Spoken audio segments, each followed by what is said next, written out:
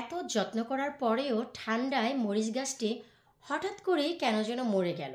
বুঝতেই পারলাম না, উপর দিক থেকে একেবারে ভালো ছিল, সতেজ ছিল। তারপরে একদিন দেখলাম মাথা নুয়ে একেবারে গাছটি যেন নিঃশ্বাস ত্যাগ করে দিল। বুঝতেই পারলাম না, চোখের সামনে এত চমৎকার সামারে বাঁচিয়ে রাখা গাছটি ঘরে আনলাম আর সেই গাছটি হঠাৎ করেই মরে গেল। হ্যালো এভরিওয়ান, আসসালামু আলাইকুম। কেমন আছেন আপনারা সবাই? আলহামদুলিল্লাহ, আমি তো অনেক ভালো আছি। আশা রাখছি আপনারা সবাই ভালো আছেন। এই ঠান্ডায় তো আমরাও সবাই ভালো আছি। তো আপনাদের এত বেশি প্রশ্ন পেয়েছি যে আমার কাছে ভীষণ খারাপ লেগেছে। ভাবলাম যে এর একটি সমাধান আপনাদেরকে অতি শীঘ্রই দেওয়া দরকার, যে ঠান্ডার সময় আপনারা কিভাবে মরিচ নয় অন্যান্য যেসব গাছ বাড়িতে রেখেছেন কিভাবে যত্ন করবেন। আর আপনাদের যে প্রশ্ন ছিল যে মরিচ গাছটি একেবারেই বেঁচে ছিল, হঠাৎ করে দেখলেন কি গাছটি একেবারেই নুয়ে গেছে, তাদের নিঃশ্বাসটি ত্যাগ করেছে। এর কারণ কি? ঠান্ডার সময় এর অনেক বড় কারণ থাকে, যেটা শুরুতেই বোঝা যায় না। তো চলুন আমি আপনাদেরকে এর প্রতিকারও বলবো এবং কি খাদ্য দিবেন এই ঠান্ডার সময়, কি পরিমাণ খাদ্য দিবেন তাও আপনাদের সাথে শেয়ার করবো, যেন যাদের ঘরে মরিচ গাছ বা অন্যান্য গাছ আছে যেন মরে না যায়। প্লিজ ভিডিওটি যদি ভালো লাগে, আপুকে যদি ভালোবাসেন, আপুর এই ভিডিও দেখে যদি এতটুকু উপকৃত হন, ভিডিওগুলো সবার সাথে শেয়ার করবেন। কারণ যারা একেবারেই নতুন, কোনোদিন গার্ডেনিং করেনি, এবছরই প্রথম, তাদের জন্য জানা জরুরি। এবং যারা 2024-এ নতুন করে গার্ডেনিং করবেন তাদের জন্য জানাটি খুবই জরুরি। তো চলুন আমরা সরাসরি ভিডিওতেই চলে যাচ্ছি।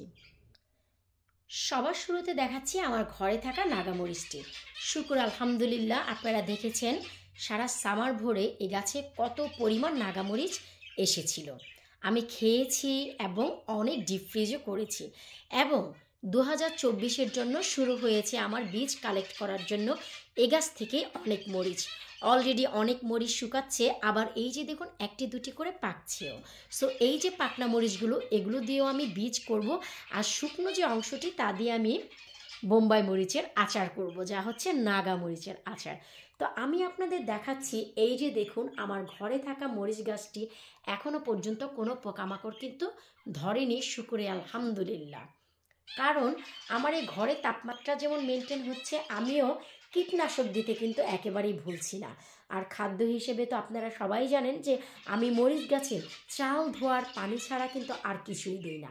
এই যে দেখুন আমার কিন্তু এই ছোট পটটি ছিল বাহিরে, এই গাছে এ পটে ছিল মরিচ গাছ।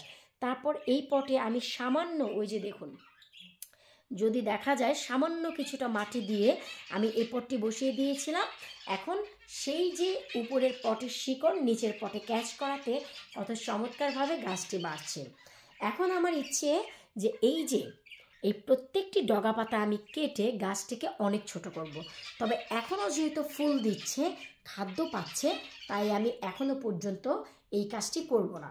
যেহেতু এখন উইন্টার, অনেক বেশি গাছ ঘরে নেই, যত্নেরও তেমন কোনো প্রবলেম নেই, একটি দুটি তিনটি গাছ যত্ন দেয়াই যেতে পারে, তাই এটিকে আমি অনেক অনেক অনেক পরে কাটবো।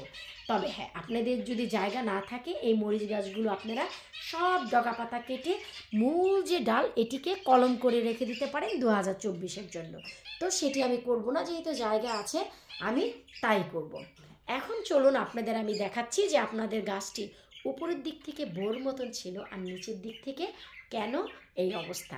সবার শুরুতে আমি আপনাদেরকে বলবো যে আমি একটু স্লোলি কথা বলবো, কারণ হচ্ছে এই যে কনজারভেটরির উপরেই ওই যে উইন্ডো দেখতে পাচ্ছেন, ওই রুমে হচ্ছে আমার আমেনা বুড়ি ঘুমোচ্ছে, তাই আমি একটু স্লোলি কথা বলছি।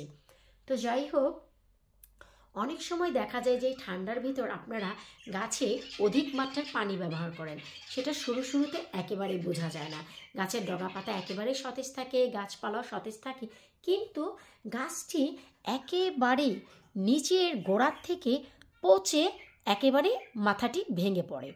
সেই ক্ষেত্রে আপনারা কিভাবে বুঝতে পারবেন? এই যে দেখুন আমি দেখাচ্ছি আপনাদেরকে, মাটি দেখে বুঝতে হবে।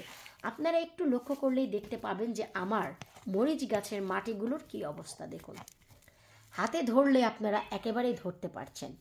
দেখুন আপনার হাতও কিন্তু একেবারে শুকনো। এই যে দেখুন মাটিগুলো একেবারেই কড়কড়া আছে, একেবারেই কড়কড়া।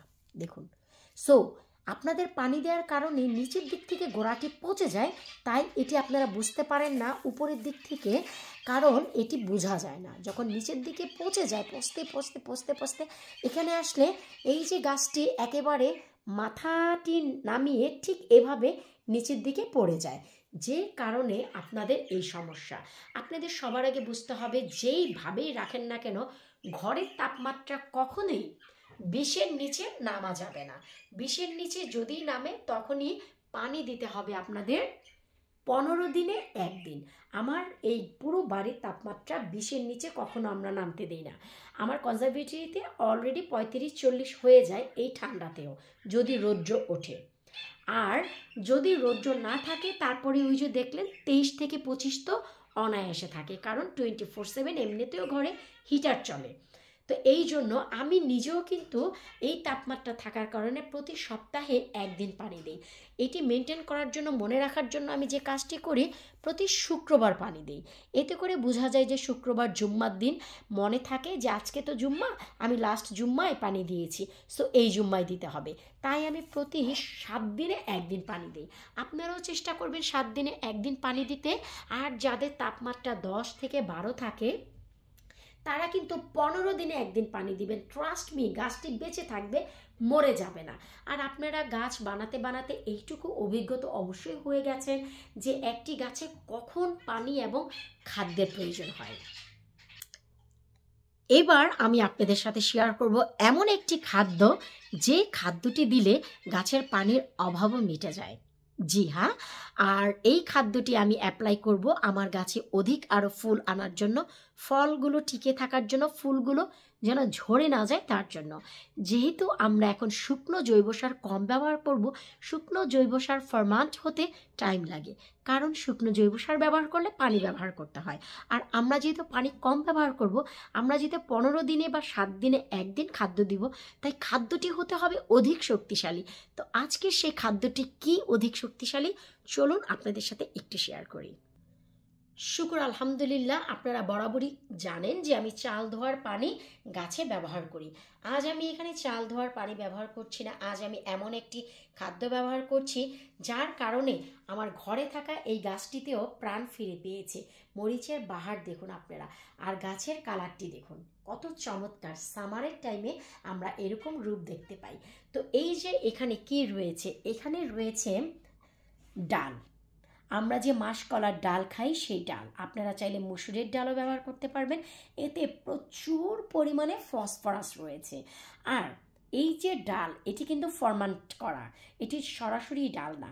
আমি মাসকলার ডাল পানিতে ভিজিয়ে ব্লেন্ড করে গতকালকেই রেখে দিয়েছিলাম। এই যে দেখুন সব কিছু নিচের দিকে গিয়ে আছে। এখন এই পানিটিকে আমি ভালো করে নেড়ে ঠিক 200 ml পর্যন্ত এখানে দেব।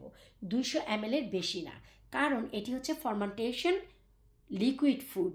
এই ফুডটি বেশি দেওয়া যাবে না, এটি অধিক মাত্রার শক্তিশালী একটি ফার্টিলাইজার।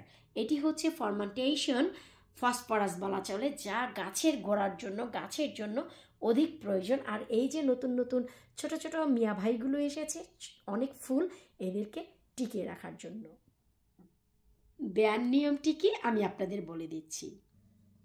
পানিটি ব্যবহার করার নিয়ম হচ্ছে খুবই ভালো করে আপনাদের এভাবে নেড়ে নিতে হবে, যেন ব্লেন্ড করা ডালটি আপনাদের এই পানির সাথে খুবই ভালো করে মিশে যায়। যে কোনো একটি লাঠি দিয়ে আপনারা এভাবে মিশিয়ে নিতে পারেন।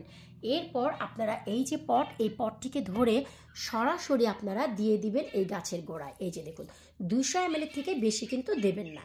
এই যে দেখুন ঠিক এইটুকু পরিমাণ যথেষ্ট আপনাদের এই গাছটিকে ভালোভাবে বাঁচিয়ে রাখার জন্য। আশা রাখবো আপনারা বুঝতেই পেরেছেন যে কী কারণে আপনাদের গাছগুলো মরে যাচ্ছে। অবশ্যই আপনাদের টেম্পারেচারগুলো মেনটেন করতে হবে। যদি ঘরে গাছ রাখেন 10-12 হলে আপনাদের অবশ্যই 15 দিনে একদিন পানি দিতে হবে। আর যদি 20 থেকে 25-এর উপরে থাকে তাপমাত্রা, তবেই আপনারা 7 দিনে একদিন। প্রতিদিন তো স্বপ্নেই চিন্তা করবেন না। মাটি কতটুকু শুকনো থাকে তা তো আমি আপনাদের দেখিয়ে দিলাম।